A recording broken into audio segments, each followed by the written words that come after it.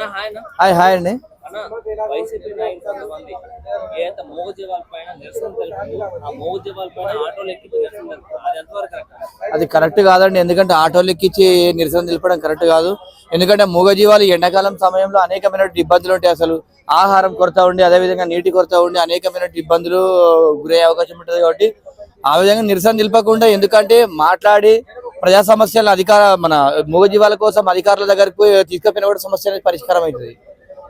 అయితే అలానే ఒక సైడ్ వైసీపీ నాయకులు ఇలా నిరసన తెలుపుతున్న మూగజీవాల పైన, ఇంకో సైడ్ పవన్ కళ్యాణ్ గారు మూగజీవాల కోసం 13,500 నీటి తోటలు ఆంధ్రప్రదేశ్ మొత్తం కట్టి ప్రశంసలు పొందుతున్నారు. దానికోసం చాలా మంచి విషయం అండి. ఎందుకంటే గుర్తుపెట్టు, మనుషుల కంటే మాటలు వస్తాయి కాబట్టి మనిషి ఎక్కడికైనా ఆకలిస్తే కానీ, దూపైతే కానీ, నీళ్ళు తాగడానికి ఆకలిస్తే అన్నం తింటాడు పోయి.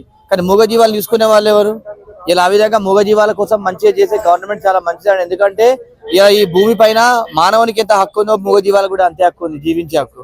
కాబట్టి వీటిను గవర్నమెంట్ ఈ విధంగా ముందుకు తీసుకెళ్లి ఇలాంటి మూగజీవాలను కూడా సంరక్షించుకుంటూ కాపాడుకుంటూ పోతే బాగుంటుంది. ఎందుకంటే అడవి శాఖ అధికారులే మాత్రం కాకుండా ప్రజలు కూడా దీనిపైన బాధ్యత వహిస్తుంటూ మూగజీవాలందరికీ బాధ్యతగా వహించి అన్నిటి కూడా కాపాడుకుంటూ కూడా బాగుంటుంది.